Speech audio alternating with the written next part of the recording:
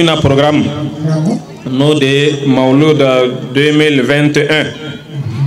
ala kraka Mauludu kaben sa bafla oni muga ananima ambo shulabi wala an kalime ka bara boluda togomi o de fleni ambade alislamaw bara en kuntige folo amna bara kuntige ni miye o de ka kene nyama fifa ni ala ka kuma kan baye an balmake Muhammad Jallo alebna okala minti flabi dama no temana ka boy anga Sheikhu Faqirullahi aka kitabu do be ko Al-Bustan kitabu in kono akeme ka do bado do akono no de doa o Allahu ya Allahu donc Sheikhu ka dembaya o doyi olubna wuli ko kala an bela jelenye ambain ala fe ya rabbi o doyi ala ko menanye o temelen kofe amna bismillah kuma amno di an fle sigidamina o dugutigi ambo doma aleka jama bismillah amma nyine an fle commune min kono no de commune sisie ameri kene soro nala sonama kuma bi di mer fana ma minti fla aka jama bismillah aka commune kono no fana temana ka boy amna kuma di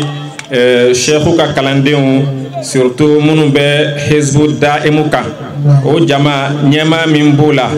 no de Sayyid Mahdi Haidara na ya soro ale kene soro ami kuma dama na ma kene soro o kuma na hizbu daimu president warabi no de Munir Tanjugura kuma bi doma no fana temana ka boy ami kuma di anfle segedamina anfle quartier min kono maamunu sigiro benani quartier ma ola ambalmake Muhammad Dukure no Sheikhu denga korbaye kuma bi di alema aleka jama bismillah no fana temana ka boy niko Sheikhu kanbaw ukacha Mali kono Mali kokan Bamako région kono kata se fo dugworoma chaman bora fanwara fekana kabo région na kabo dugworola n'olu ye kɛnɛ sɔrɔ bɛɛ lajɛlen tɛ se ka kuma nga an b'a lajɛ ka maa kelen tɔmɔ u cɛra o ka kuma u bɛɛ lajɛlen tɔgɔ la maa min bɛna o kuma lase o de ye an balimakɛ ye Muhammad Buware n'o tɛmɛna ka bɔ yen an bɛ sɔrɔ ka kuma di an balimakɛ ma n'o de Al-Ustaza Ibrahim Dukure o ye Sheikhu yɛrɛ denkɛ ye an bɛ kuma d'o ma dakunɛ dɛmɛnɛ mana sɔrɔ a bolo a k'o lase jama ma no fana temana ka boy Sheikhu denge no yanga Sheikhu ye Al-Ustaz Said Dukure alebna kasida duma munu na humeka o lame yani Sheikh Isa ka kuma damne ola o kasida no abna sege halbi kan hakili jigi ala karaka bonye sallallahu alayhi wa sallam no bora insa am soroka kuma seme Sheikh Menta menta am soro ka kuma seme belebele la ala ka fantanke ayara ko maw ka fantanke te wa khadimu rasulillahi ala kira ka barakella ala kira norabla shijan kanaya ala ko kalfa ni Sheikhuina kuma bi di Sheikhuma ale bi soro ka do aka walanda kono ko wala anye minute binani oni duro kono no temana ka boy yani Sheikhu ka duwo ke Sheikhu denge no de Al-Ustaz Abubakar Dukure minute temps ani duru aka fen fo jamaay o kofesa am soro ka laje ñingali fla saba ko tenkun Sheikhu la o mana tema ka boy am bela jelembe ka min kono no de Sheikhu ka do ke anye aka do ke jamana ye aka do ke sigida ye aka do ke diɲɛ bɛɛ lajɛlen silama bɛɛ lajɛlen kɛrɛnkɛrɛn yala minnu nana Sheikhu yɛrɛ lamɛn haju bɛ bɛɛ lajɛlen na Sheikhu ka do ba kɛ anw ye ya rabbi an ka haju ala bɛ se k'o dilan cogo min n'o tɛmɛna ka bɔ yen an bɛ sɔrɔ ka bi su in na baara kun cɛ an b'a ɲini ala fɛ ala k'an bɛn sababa ma o la baara kuntigɛ an balimakɛ al-imam Muhammad Diallo ale bɛna kɔnɔ a ya damadamanin kalan miniti 2 o de b'a bolo miniti 2 Muhammad Diallo falyatafaddal mashkura. Muhammad Diallo. أعوذ بالله من الشيطان الرجيم بسم الله الرحمن الرحيم الحمد لله رب العالمين الرحمن الرحيم مالك يوم الدين إياك نعبد وإياك نستعين اهدنا الصراط المستقيم صراط الذين أنعمت عليهم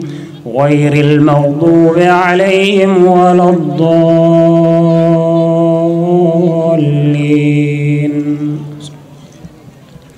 يا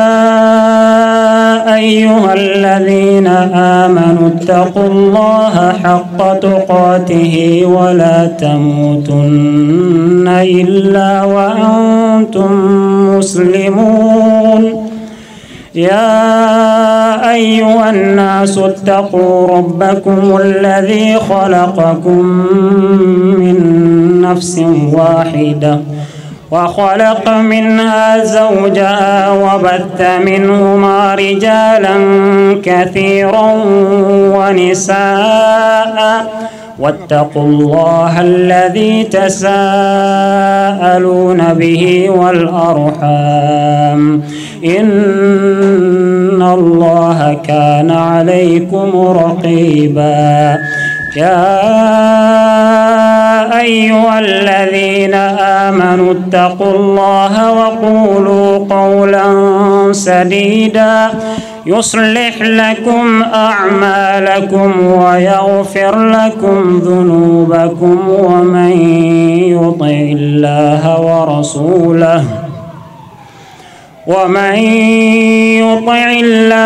ورسوله فقد فاز فوزا عظيما صدق الله العظيم. an filɛ sigida min na o dugutigi kuma bi d'a ma miniti 2 o kuma na kuma b'a bolo a Sheikh Abdallah Jakte. Alaikum. Antu na hera la Allah kan shi hera la. Allah kan sabu ɲuman bɛɛ. N bɛ foli kɛ Segu ye Allah ka jama. Alhamdulillah n bɛ Ala tɔnɔ an bɛ Ala barika da. Kana kira cogoya ɲɛfɔ an ye ka an bila sira ɲuman kan. An b'o de ɲinina n'o tɛ alhamdulillah olu ta nɔgɔyara. An minnu bɛ yan n'anw tɛ fɛn dɔn. Kana fɛn yira na ka fɛn fɔ an ye an ka se ka min faamuya an m'a ɲini Segu fɛ hali bi Ala ka sini kɛnɛya kalifa an n'a ma hali bi Ala ka labanko ɲuman da an n'a ma nin diyara n ye aw nisɔndiyalen de bɛ bɔ ka foli kɛ Mɛɲɛmugu dugutigi tɔgɔ la Danikila dugutigi tɔgɔ la Sokɔnɔye dugutigi tɔgɔ la ka bɔ ka foli kɛ nin sigida 3 ye parce que olu bɛɛ lajɛlen jamaw de ka taa kɛnɛ in kan yan minnu fana bɔra yɔrɔ la an b'olu fo k'u barikada ni mina fɔ an ye hali bi Ala ka lamɛntulo ɲuman d'an ma ka a kɛwale ka an dusukun na an bɛ Ala deli o la an bɛ Seko fo ko kuma ma nɔgɔn n bɛ yafa kɛ jamaw fɛ parce que kuma ma nɔgɔn anw tɛ kumakɛlaw ye kumakɛlaw bɛ yen an kɔni ta ye ka bɔ ka foli kɛ vraiment anw nisɔndiyalen kɔni bɛ su in na ka d'a kan u bɛna min fɔ an ye su in na Ala ka lamɛnko ɲuman d'an ma ka kɛwale don an dusukun na an bɛ Ala deli fana maa ma bɛ kɛnɛ kan yan an bɛ Ala deli ya Rabbi Ala ka bɛɛ laban kɛ alijinɛ ye min bɛna fɔ an ɲɛna an ka se ka baara kɛ n'o ye wajulu in tɛ dɛ kuma min b'a kɔnɔ o de don an b'an ka monsieur le maire fo a bɛ kɛnɛ kan yan ka denmisɛnninw ka ɲɛmɔgɔ fo o fana bɛ kɛnɛ kan yan n'o bɛnba ye k'u bɛɛ lajɛlen fo k'u barikada u bisimila a bisimila ka kɛnɛ in k'a sigi hɛrɛ la k'a laban hɛrɛ la Ala k'o kɛ Ala y'a kama Ala k'o kɛ kira kama kira rɔ ma kɔsɔn sɔrɔ rasuli dugutigi ka kuma ɲɛna an b'a fɔ Sujani kɛnɛya Ala k'a da n'a ma o tɛmɛlen kɔfɛ an y'a jira k'a fɔ sigida in n'o ye commune 6 ye a maire bi yan o la kuma bi di monsieur le maire ma miniti 2 kɔnɔ o kuma k'a ka bisimila maire tɔgɔ la commune 6 conseil bɛɛ tɔgɔ la ani commune 6 dugutigi 10 bɛɛ comme an yɛrɛ ka dugutigi bɔra ka min fɔ a ka gɛlɛn ale kɔfɛ an ka kuma gɛlɛn fɔ bon denmisɛnniya kɔnɔna la quand même kuma fosi t'an da ni nisɔndiya tɛ ye ko ye fɔ ko ban ni cɛkɔrɔba in n y'a kibaruya mɛn anw ye élu ye an ye denmisɛnninw ye mais an tulo ka bon an bɛ fɛn caman mɛn depuis a fɔra an ye an kɔni fɛngɛra o la ala k'o kɛ hɛrɛ ye hɛrɛ ba de don anw ye élu ye commune 6 kɔnɔ mais an ye élu ye ni quartier 3 ni ɲɔgɔn cɛ parce que ne yɛrɛ ye élu ye Janɛgɛ la cela veut dire que Maɲanbugu Janɛgɛ la Sɔgɔrɔji nin de ye quartier kelen depuis an ma kɛ maire ye an ye cɛkɔrɔba in tɔgɔ mɛn nin kɛra maire ye bi k'a ye o kɛnɛ kan quand même a bɛ kɛ se ka kɛ nisɔndiyaba ye ne ni sugandira ka na a la kɛra hɛrɛ de ala ka kɛnɛ in sigi hɛrɛ la k'a wuli hɛrɛ la an bɛ wajulu caman ye an bɛ s'a caman na mais n y'o de fɔ ye ko ye fɔ ko ban an fana sera an seyɔrɔ la an bilala ka na kɛnɛ min kan an b'a ko fɔ an bɛ cɛkɔrɔba ko fɔ hakɛto b'o la sali ala Muhamadu alhamdulillah monsieur le maire ka kuma n hakili kuma in bɛɛ faamuyara an b'a fɔ k'a barikada yarabi sujani kɛnɛya k'a kalifa n'a ma o tɛmɛlen kɔfɛ an bɛ kuma di Hizbu Da'imu président ma Al-Ustaz Munir Tanjigora ale ye Hizbu Da'imu président ye o kuma ale ka kuma Mahadi tɔgɔ la أعوذ بالله من الشيطان الرجيم بسم الله الرحمن الرحيم والصلاة الله والسلام الله على محمد وعلى آله الأطهار وأصحابه الأبرار والسلام عليكم وعليكم السلام أنكلين كفيك الله تعالى تنو كسولك محمد صلى الله عليه وسلم أمي فولي لسي نبغى بلا جريمة Hizbu Da'imu jamakulu tɔgɔyara ani Seku ka kalandenw bɛɛ lajɛlen tɔgɔyara ale ni Seku ka denbaya bɛɛ lajɛlen tɔgɔ la an bɛ jama bɛɛ lajɛlen fo k'u bisimila ka dugawu k'u ye ka dugawu ɲini u fɛ yan'an ka n'an bɔra o kɔnɔ an b'a fɔ mɔgɔw ye Hizbu Da'imu ye fɛn min ye an bɛ dakuruɲa fila fɔ Hizbu Da'imu na Hizbu Da'imu ye zikuru belebele nɔrɔ zikuru de don zikuru min bɛ se ka mɔgɔ se Ala ma wagati surumani kɔnɔna na n'an ka Seku ba El Fakirullah Murshid Rohi Sheikh Yakub Dukure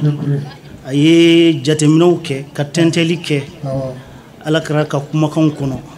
ani Ala ka kumakanw kɔnɔ a bɛ se ka zikuru jumɛn ta mun bɛ se ka an bɛ se ka mun labaara nɔgɔya la o de kɛra Hizbu Da'imu ye a ka jateminɛw kɔnɔna n'a ka recherche kɔnɔna na ka taa zikuru dɔ bɔ zikuru min n'an y'a kɛ wagatinin fitinin kɔnɔna na a bɛ komi wagati jan baara de kɛ o de ye Hizbu Da'imu ye zikuru ni an b'a kɛnɛ sigi Seku yɛrɛ ka da la lundi o lundi wa an b'a sigi a denkɛ fana fɛ yen n'o ye Sayid Dukure ye bon Hizbu Da'imu kɛnɛ min bɛ sigi Seku yɛrɛ ka da la dɔnniw b'a kɔnɔ n'o ye kalanbulonw ye mɔgɔ bɛ se ka se Ala ma cogo di adamaden yɛrɛ i dusukun i bɛ se k'a dɔn cogo di n'i y'a mɛn i ka se Ala ma f'i k'i yɛrɛ dɔn ka sira dɔn ka Ala dɔn nin fɛn saba in ka walawala a pratique fana a bɛ kɛ cogo di o détails di an ma bɛɛ bɛ Hizbu Da'imu kɔnɔna na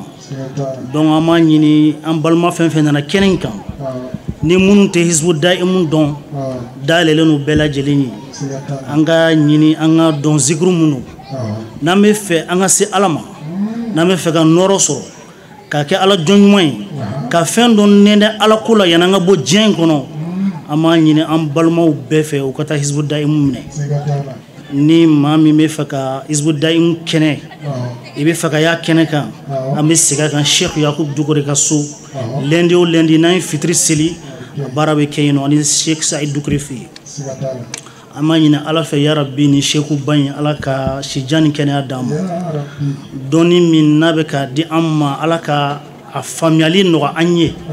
ka tila ka baara kɛli nɔgɔ an ye a n'a ka denbaya bɛɛ lajɛlen na komi mɔgɔw ka ca wagati kurunna an bɛ hakɛto ɲini kɛ jama fɛ an bɛ bɛɛ lajɛlen fo wassalamu alaikum wa rahmatullah. An bɛ segin a kan min bɔlen filɛ ka kuma o de ye Hizbu Da'imu président ye a Cheikh Mahdi Haidara ale ye Hizbu Da'imu président d'honneur ye a président d'honneur o ye Mahdi Haidara ye maintenant o tɛmɛlen kɔfɛ ka bɔ yen an bɛ kuma segin Al-Akh Mohamad Doucouré Cheikhu denkɛ fɔlɔ ale sigiyɔrɔ bɛnnen bɛ nin kin ma o la an bɛ kuma d'a ma a ka dakuruɲɛ fila lase falyatafadal. Cheikh Yakubu Doucouré anw ye nin de ye a la a ka ala kanu a degré b'a dusu kɔnɔ cogo min ale ni Alahu subhanahu wa ta'ala de b'a dɔn mais anw ye min ye Alahu subhanahu wa ta'ala kanubaga n'o ye ni kiraba in ye Muhammad sallallahu alaihi wa sallam ko ala kanu o bɛ dɔn ni nin kira ye kanu de ale ka ɲɛnamaya a y'a fanba bɛɛ kɛ nin kira ye kanu ni baara la hali sisan ala y'an sere an sigilen filɛ yɔrɔ min na sisan a ye cadeau min di anw ma mawuludi in na a nana sisan a ye salatu dɔ de di anw ma yan ko nin y'anw ka cadeau ye su in na. Atakbir. A kɛra ala ɲɛna o salatu min dira su in na min dira ka kɔn o ɲɛ hali anw t'a dɔn walahi ne yɛrɛ min dira ma ka yanni su in na ta cɛ ni ala yɛrɛ cɛ ne yɛrɛ tɛ se ka hali a da fɔ. Allah. Wa ne ni kalanden tɔw bɛɛ bɛ ten ne ni dɔgɔnin tɔw bɛɛ bɛ ten ka tila ka salatu dilan ka bɔ n'a ye jamana kɔnɔ ka taa jamana wɛrɛw kɔnɔ ka tila ka jɔnjɔn sɔrɔ ni ala kɛra salatu kɛli ala kɛra Muhammad sallallahu alaihi wa sallam kan ani an bɛ mawludu min kɛnɛ kan su in na anw yɛrɛ sigira ni ɲɔgɔn joli kɛnɛ kan wallahi an t'a da dɔn ale fɛ donc an ye min ye a ka ala kɛra kanu o b'a yira an na k'a fɔ ala jɔn don ala kanubagaba don an bɛ dugawu kɛ a ye ala ka sini kɛnɛya di an ma. Amin. mais tiɲɛ na su in na anw minnu bɛ kuma na su in na a Cheikh Yakubu Doucouré a yɛrɛ bɛ yan a ka denbaya bɛ yan a balimaw bɛ kɛnɛ kan a balimadenw bɛ kɛnɛ kan mais olu ma Cheikh Yakubu Doucouré choisi dɛ ala de ye a ni olu choisi k'u kɛ jolikɛ ye mais kalandenw foli bɛ aw ye wallahi foli bɛ aw ye parce que aw ye Cheikh Yakubu Doucouré n'a ka denbaya choisi. Allah atakbir. Atakbir. Kalandenw o tɛ hali aw yɛrɛ ka cɛya ye o ye ala ka kanda de ka se aw fana ma ani an ni aw bɛɛ kan ka jɛ ka ala tanu o la donc an bɛ kuma surunya k'a fɔ a bɛ sira min kan a k'aw jija nin sira in kan Inshallah. Inshallah taala a y'aw jija a kan minnu ma daminɛ fɔlɔ u ka courage sɔrɔ ka taa daminɛ. Nana nin kɛnɛ kan mawludu ko kama a ka ca Bamako kɔnɔ Mali yɛrɛ kɔ kan région na jama ka ca o kuma na bɛɛ lajɛlen tɛna se ka wele kelen kelen ka kuma d'u ma nka an y'a laɲini maa kelen ka choisi o ka kuma bɛɛ lajɛlen tɔgɔ la o de ye an balimakɛ ye Mohamad Boire falyatafaddal mashkura minti saba b'a bolo a k'a ka kuma lase o kɔnɔ. أعوذ بالله من الشيطان الرجيم بسم الله الرحمن الرحيم بسم الله والحمد لله وصلاة الله وسلامه على محمد رسول الله أمل ما سلامه أنيسو أنكلنا هرلا علىك أنشي هرلا لبنكون ما علىك دي أمبلا جلما دي أن سرا يامبي أن تيانسي بغوي mɔgɔ caman de ye karamɔgɔ magɛn k'a da Ala kan, Ala kanu ani kira kanu ani karamɔgɔ yɛrɛ kanu. Mɔgɔ ninnu bɔra yɔrɔ jumɛn? Sikaso b'a la, Kulikoro b'a la, Kolokani b'a la, fɛn min ye Burukinabew ye, olu fana ye an sɔrɔ yan. I n'a fɔ ne fana ye nabagaw dɔ ye. Ne bɔra Sikaso ka karamɔgɔ magɛ, ne ni ɲɔgɔnna caman mɔgɔ minnu bɛ an tɛ se ka bɛɛ lajɛlen ta tɔgɔ ma. O tuma na sa, an b'a ɲini aw fɛ a bɛɛ ka dugawu kɛ an ye. A k'a ɲɛfɔ an ka karamɔgɔ ye. Ya Rabbi, an y'a ɲini Ala fɛ san o san a ka di an ye an ni karamɔgɔ ka a fêter ɲɔgɔn fɛ. A b'a fêter yɔrɔ o yɔrɔ, fɛn min ye alakirako ye a ka se ka alakirako ɲɛfɔ an ye. Nafa min b'a la ya Rabbi, Ala k'a di anw ni aw bɛɛ kelen kelen ma. O tuma na nin de kun ye kuma ye ka ɲɛfɔ aw bɛɛ lajɛlen ye. O tuma na an b'a fɔ assalamu alaikum wa rahmatullahi ta'ala wa barakatuh. Chaque maintenant n'o tɛmɛna ka bɔ yen waati bɛ ka taa bɛɛ lajɛlen kɔrɔtɛlen n'o kuma ka di Cheikh ma nka n'Ala sɔnna ma a bɛ kɛ. N'i ko silamɛya mɛn ta an balakaw o jɔyɔrɔ ka bon a la kosɛbɛ kosɛbɛ. O la maa kelen bɛ choisir musow cɛla an balakaw la. O kana kuma muso bɛɛ lajɛlen tɔgɔ la. Ala tannen kɔfɛ k'a barikada an ka foli belebele b'an ɲɛsin Muhamadu bun Abdullahi ma sallallahu alaihi wa sallam. Ka dan kan an gunu tɛ juru sɔrɔ san sɔrɔ ni juru tɛ. Donc an ka o juru sanuma n'o ye sahibul wasilati ye n'o ye Muhamadu ye sallallahu alaihi wa sallam. Ya Rabbi, an b'ale ka bangeli nisɔndiya kɛnɛ kan Ala k'an nafa n'a barika ye. Hami minnu banna ani degun minnu banna Ala k'olu ɲɔni ni a barika ye. O tɛmɛnen kɔ an b'an ka foli ɲɛsin an ka shehu la, an k'an ka kudubatu hasana na min y'a sen da alakiraba Muhamadu Mustafa sen da nɔ na. Wallahi an b'a tanu ka barikada ko k'a barikada ye don o don, k'a barikada fi kulli waqtin wa hin, k'a barikada ye majigi la, k'a barikada ye sabali la. O kumana an k'a dɔn anw musow tɔgɔ la an nisɔndiyalen don ni bi don ye.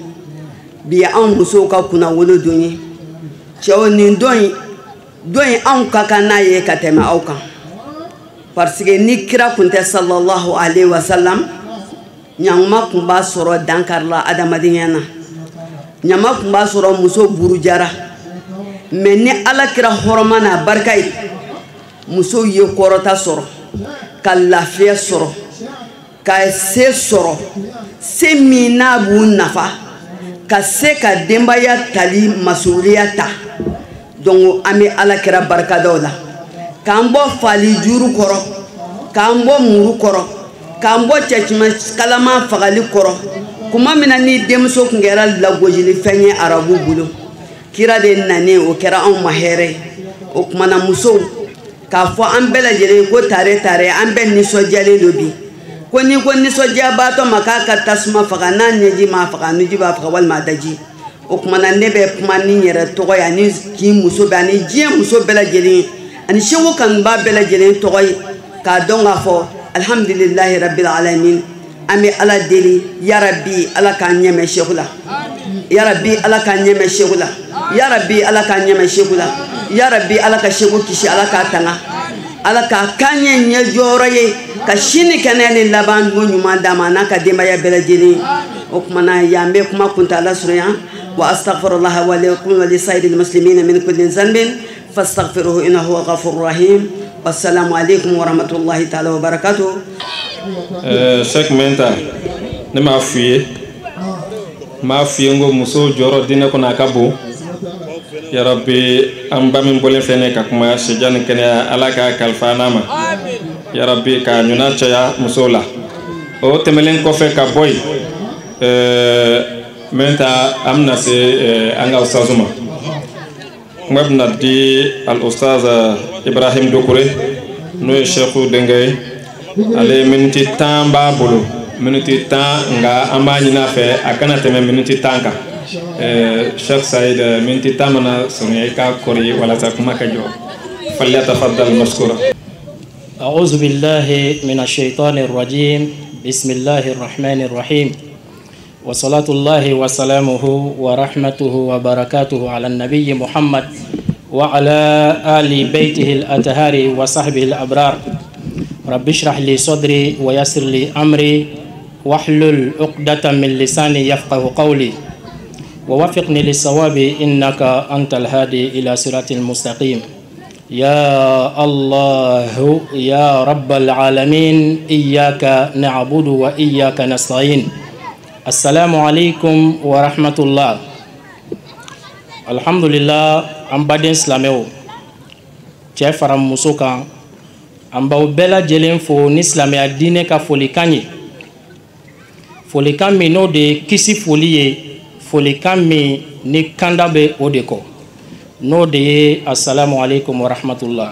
وعليكم السلام ورحمة الله وبركاته. الحمد لله أم بدين منو نانا كدامنه anga mabawla ame foli kere kere ka ɲɛsin a bɛɛ lajɛlen ma ka foli kɛ sheikhu tɔgɔla n'o de ye faqirullahi wa khadimu rasulillahi sallallahu alayhi wa alihi wa sallam a sheikh yakub dukure. An bɛ foli di bɛɛ lajɛlen ma ale tɔgɔla yasa waati janfa cogo kama n'ale y'a ka walanda daminɛ a bɛ don a ka walanda kɔnɔ directement o y'a sɔrɔ an ye bɛɛ lajɛlen ka foli kɛ a tɔgɔ la. O la foli an b'a kɛrɛkɛrɛ ka a ɲɛsin an ka maire ma monsieur le maire ani a ka délégation maa bɛɛ lajɛlen u bɛ kɛnɛ kan yan an bɛ foli d'u ma kosɛbɛ ka sabu kɛ u bɛ baara min na sigida la ka ɲini Allahu subhanahu wa ta'ala fɛ ya rabbi ala ka dɔ fara u ka cɛsiriw kan ka ɲɛsin sigida in ma ka foli ɲɛsin quartier in yɛrɛ dugutigi la a fana bɛ kɛnɛ kan yan an b'a fɔ kosɛbɛ a ka baaraw la ka foli kɛrɛkɛrɛ ka ɲɛsin an fa ma n'o de ye monsieur Musa Jara n'ale ye député kɔrɔ ye a bɛ sɛgɛlafiɲɛbɔ la an b'a fɔ ka waleɲuman dɔn ka dugawu k'a ye ka tila ka dugawu ɲini a fɛ. Ale ye sheikhu jɛɲɔgɔn ye a ka ca san 40 ye depuis sheikhu bɛ Sikaso ani sheikhu ye tournéw kɛ ɲɔgɔn fɛ Segu b'o la Mali dugu caman b'o la yɔrɔ caman b'o la. O la bi a b'an fɛ quartier kɔnɔ yan alhamdulillah an ka mawludu baara depuis n'an y'a daminɛ i ka dɔn k'a fɔ a bɛ wuli ka jɔ kɛ anw nɔfɛ k'an dɛmɛ ni hakilinaw ye n'o de ye maakɔrɔ hakili ye an b'a fɔ o la k'a waleɲuman dɔn ka fara an ba kan. Alhamdulillah foli an b'a kɛrɛkɛrɛ k'a ɲɛsin an balima minnu nana an baden minnu nana sheikhu ka kalanden minnu nana hizbu daim kalanden minnu nana sheikhu kanujɔn minnu ni u wulila k'u sen bɔ u kɔnɔbara kɔrɔ ka sheikhu magɛn ko u bɛ na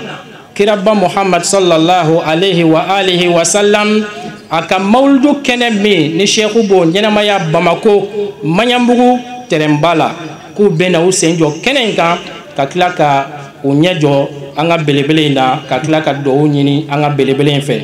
O la maa o maa n'o de wulila ka Bamako sɛgɛrɛ an bɛ foli d'a bɛɛ lajɛlen ma k'a daminɛ minnu bɔra Burkina minnu bɔra Kulikoro minnu bɔra Segu an bɛ foli di u bɛɛ lajɛlen ma kɛrɛnkɛrɛnnenya la an fa n'o de ye Moribo Dukure ale bɔra Kayi an bɛ foli di a ma ka foli di Dukurela famille bɛɛ lajɛlen ma a tɔgɔ la Kayi kɔnɔ an ka maakɔrɔ minnu bɛ yen an kɔrɔ minnu bɛ yen an dɔgɔ minnu bɛ yen ka foli di u bɛɛ lajɛlen ma a tɔgɔ la. Alhamdulillah an bɛ foli di Ibrahim Sanɔgɔ ma n'o de ye a Sheikh Abubakar Sanɔgɔ denkɛ ye ka bɔ Sikaso an bɛ foli di a ma a bɛ sigida in na yan a ko a tɛ fɛ nin kɛnɛ in ka kɛ fiyewu f'a ka n'i jɔ kɛnɛ in kan Sheikh bɛ na walanda sanu min di a bɛ na dɔnniba minnu di a bɛna kuma min kɛ kiraba muhamadu kan yasa ka i min o dɔnni baji la. Alhamdulillah, sheikh bɛna min fɔ a faamuko ɲuman ala k'a nɔgɔya ne ni aw bɛɛ lajɛlen ye. An balimakɛ Muhamad Kulubali an bɛ foli di a ma. Ale bɔra fo nanzara jamana kan ka yan sɛgɛrɛ. An bɛ foli d'a ma kosɛbɛ. Ka foli di an balima minnu bɔra Faransi ka na, ka foli di u bɛɛ lajɛlen ma. Alhamdulillah, o kɔfɛ an ka maakɔrɔ fɛn fɛn bɛ kɛnɛ kan n'an da ma se u tɔgɔ ma. Yɔrɔ kɔni an ka alimamiw olu bɛ kɛnɛ kan yan. Ɲinan tɛ se ka kɛ olu kɔ fewu parce que olu y'an ka diinɛ ɲɛmaaw ye. An bɛ foli di ninnu bɛɛ lajɛlen ma. Maakɔrɔ fɛn fɛn bɛ kɛnɛ kan n'an da ma se u tɔgɔ ma ka foli di a bɛɛ lajɛlen ma. O kɔfɛ maa minnu ye an dɛmɛ nin suba in ɲɛnamaya baara la. A kɛra maa min ye an dɛmɛ ni nafolo ye, maa min ye an dɛmɛ ni hakilinaw ye, maa min ye an dɛmɛ ni baarakɛminɛn ye. An bɛ foli di a bɛɛ lajɛlen ma k'a fɔ maa o maa n'i ye dɔrɔmɛ bɔ yarabi ala k'a bila a bɛɛ lajɛlen ka mizaniw na u ka taa sɔrɔ ɲɛ yawmal qiyama. Kiraba Muhammad sallallahu alaihi wa alihi wa sallam barika kama an bɛ ale min tɔgɔ la nin suba in na. Kɛrɛnkɛrɛnnenya la sheikhu kanu jɔn minnu bɛ kɔfɛ ani minnu bɛ jamana kɔnɔ a bɛɛ lajɛlen. Kɛrɛnkɛrɛnnenya la Hizbu Daim kalanden bɛɛ lajɛlen an bɛ foli di a bɛɛ lajɛlen ma. Ka foli kɛrɛnkɛrɛn halisa k'a ɲɛsin quartier jeunes ka tɔn ma, association min bɛ Maɲanbugu yan. Ni o association ni Maɲanbugu balontan terrain ko ɲɛ bɛ olu de bolo ka entretien kɛ k'i janto a la. An bɛ foli d'u ma, an ye demande d'u ma, o ye an ka wele jaabi ka sɔrɔ a ma kɛ ni takasegi ye. Kɛrɛnkɛrɛnnenya la an bɛ terrain min kan n'o ye basket kɛ terrain ye. Terrain in ko ɲɛ bɛ min bolo o ka entraîneur n'a tɔgɔ ye ko Warima. An b'a fɔ kosɛbɛ ka waleɲuman dɔn a n'a ka équipe bɛɛ lajɛlen. An mago mana se terrain ma u bɛ terrain bila an ka bila la ani a courant an b'u fo la. O ko an ma ko salo a ye mawuludu kɛ ko sheikhu ye duwawu kɛ an yɛrɛ ye duwawu kɛ u ye sheikhu tɔgɔ la. O la ko sheikhu ye duwawu min kɛ k'o kɛra sababu ye k'u ye kupu belebele sɔrɔ o san kɔnɔ. An b'a la deli yarabi halisa ala ka ɲinifɛnw sabati. U ka ɲinifɛn a dɔ ye kupu ye. An b'a ɲini ala fɛ ala k'u ka ɲinifɛn belebele kɛ ala ko ye, k'u ka ɲinifɛn belebele kɛ alakira ko ye. Yarabi ala ka an n'u dɛmɛ o sira kan. An bɛ foli di sécurité mɔgɔw ma n'o de ye an ka finitigilakaw ye. Kɛrɛnkɛrɛnnenya la polisi minnu bɛ kɛnɛ kan yan an bɛ foli di a bɛɛ lajɛlen ma. U nana u bɛ k'u ka baara kɛ a cogo la. An b'u fo k'u waleɲuman dɔn. U bɛ ka u yɛrɛ de ka baara kɛ wa maa i b'i fo yɛrɛ ye baara kɛ ko ɲuman na. An b'u fo kosɛbɛ. Ka foli di finitigilaka fɛn fɛn n'a bɛ kɛnɛ kan yan. Ka foli di jamana yɛrɛ finitigilaka bɛɛ lajɛlen ma kɔrɔn fɛ ani Bamako kɔnɔ yan Mali fan bɛɛ lajɛlen na. U bɛ wuli ka jɔ min na a dogolen tɛ maa la. Ka ɲini Alahu subhanahu wa ta'ala fɛ yarabi ala k'an n'u tanga. Alhamdulillah, an bɛ foli di Hizbu Daim fana sécurité mɔgɔw ma o fana bɛ kɛnɛ kan yan ani commission min bɛ yen n'o sigilen don mawuludu organisation baaraw kama. An b'u fo u fana ka yɛrɛ ye baara kɛko ɲuman na. O la nin folikan dama dama de tun bɛ yen ka a ɲɛsin jama ma ani nabaaw ma sheikhu tɔgɔ la yaasa sheikhu n'a donna ka walanda kɔnɔ waati janya kama directement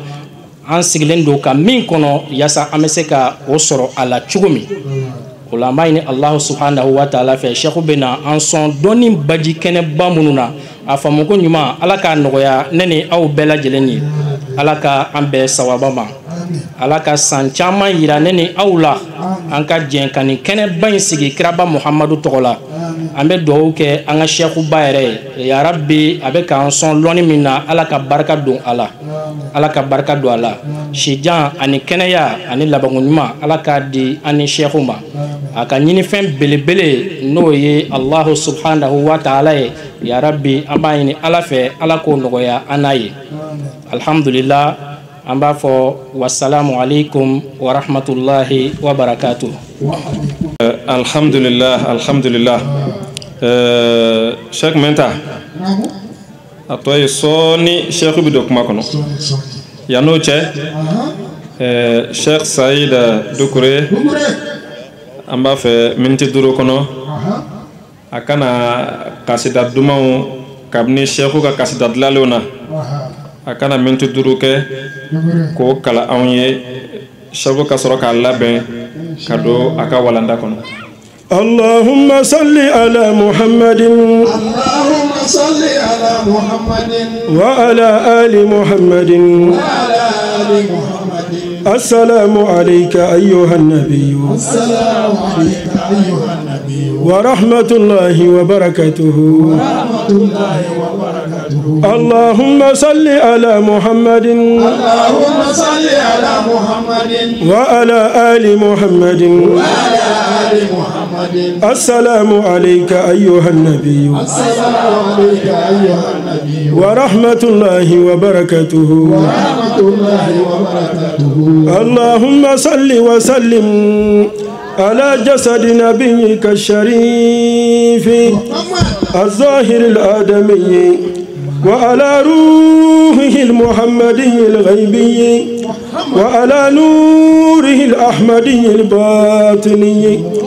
بقدر سعة رحمتك الواسعة وبمقدار عظمة منزلة نبوته العظمى وعلى آله صلاة تفيد بها علينا من فيودك وتفتح بها لنا أبواب نعمك وخيراتك آمين عليه سلام الرب تلو صلاته صلاة بها نؤتى المرام متمما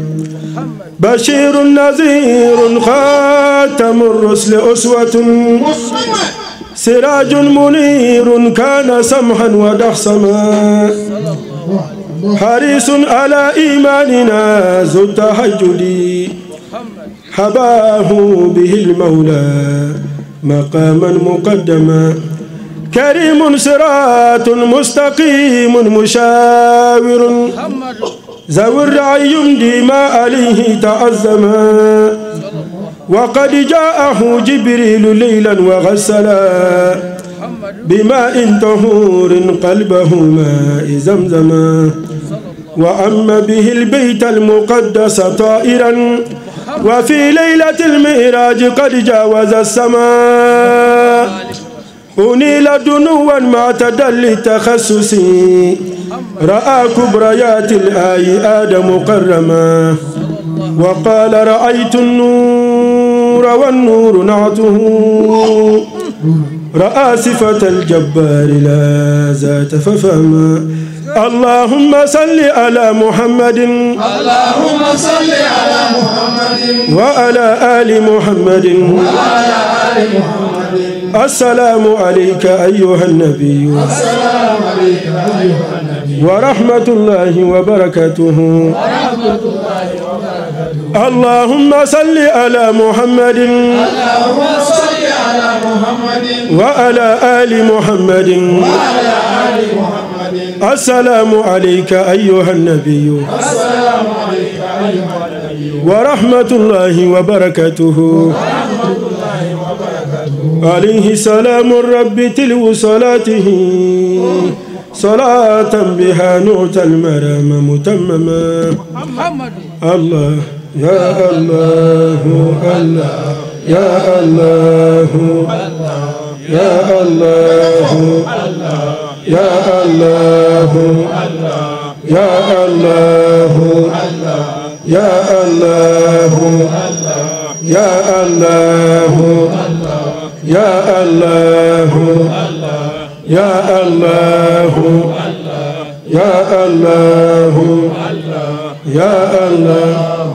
الله يا الله الله يا الله الله يا الله الله يا الله الله يا الله الله يا الله الله يا الله الله يا الله الله يا الله الله يا الله أمرك كسيدا من دا أنفا أنا الشيخ فقير الله الشيخ يعقوب دكوري على يا سبي يا سبي كاكا كرا كونكوروتا مكما كاريكاتير من كلا فرنسي كنيشي كرا بايما نو يا لانيني كما لا غوشي سكرما أياك ما فو كسيدا ينكونو kasida yɛrɛ dilanna o de kama ka kunkɔrɔta di kira ma ala ye kasida in kɛ trophée mondial ye Maroc jamana kan région min tɔgɔ ye Barkan a dugula min tɔgɔ ye Madar 2016-2015 a kɛra trophée mondial ye ala kira tɔgɔ la assalamu alaikum wa rahmatullahi wa barakatuh wa alaikum salam summa takbir ni kasida nu bi kala maa o maa bɛ yen n'i ye jɔn kunnandi ye a bɛ taa fo dusukun kɔnɔ se ka foyi foyi t'a la Sheikh min ta tabali sanfɛla in na a lajɛ naam alhamdulillah sisan sa an bɛna kuma segin an ka belebele ma naam kuma bɛna di Sheikhu ma faqirullahi wa khadimu rasulillahi sallallahu alayhi wa alihi wa sallam n'ala sɔnna ma n'i ko Sheikhu ka kuma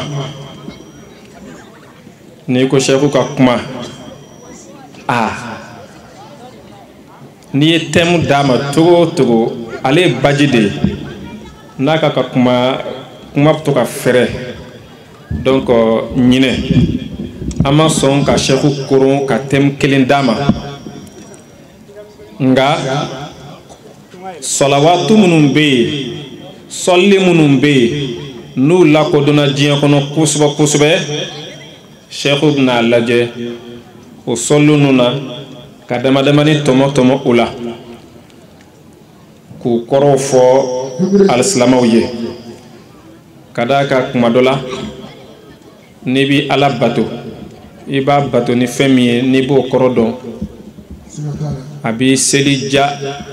i ka laɲini ma donc o salawatu ninnu i n'a fɔ salawatu nariya ninnu i n'a fɔ salatul fatihi ninnu i n'a fɔ salatu ibnul mashish Sheikhu yɛrɛ da ser'o ma ni kun ye ne siɲɛ fɔlɔ ye k'o mɛn o tuma na ne kɔni t'a dɔn o ye salatu min ye mais n ta yala e delila k'o mɛn wa salatu ibnul mashish Sheikh Said bɛ yɛlɛ la i b'a sɔrɔ ale bɛ fɛn kalama o la kosɛbɛ donc o n'a ɲɔgɔnna caman n'Ala sɔnna ma Sheikhu b'a da don o la ka damadamani kɔrɔ fɔ alisilamɛw ye Ala k'aw nafa ni salawatu ninnu barika ye o tɛmɛlen kɔfɛ Sheikhu bɛna da don fɛn wɛrɛ la n'o de ye an filɛ suba min kɔnɔ yala dɔnnibagaw u ye mun fɔ a la ka d'a kan kuma dɔ la a kuma ka ca dɔw ko a bɛ bɛn dɔw ko a ti bɛn o tuma na an ka Sheikhu ba ale bɛ kitabu cogoba a bɛna da don preuve la daliyaw k'u walawala alisilamɛw ye walasa an ka se ka an kunkolo fa ka segin ka taa so yɔrɔ bi faamuyali ko ɲuman Ala k'o nɔgɔya an bɛɛ lajɛlen ye o la an ti kuma diɲɛ n'hakili la labɛnkɛlaw o tilala an bɛna kuma sɛmɛ an ka Sheikhu la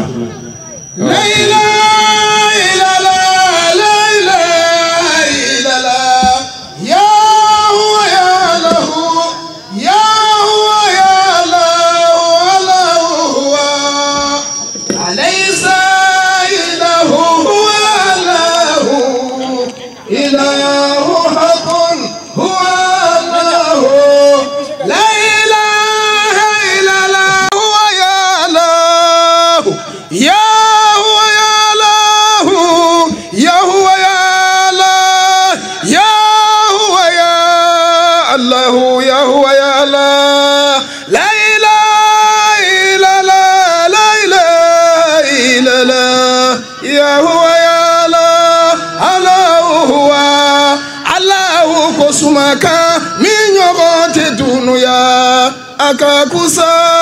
ala ko suma be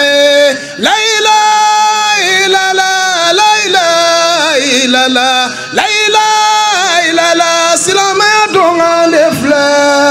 la ilaha illallah la ilaha illallah ya huwa ya allah allah huwa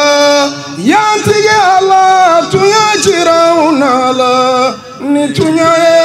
anga tunya ibara anda ba masa galo jirauna lahu ni galoye ayoro je galona takiyulai sego yakuba dugure ya foye anga sira famalanye kaula mogoba koya mogode mimbisira daliba masainye fakirula sego yakuba dugure hanya ila halanya sira ya ila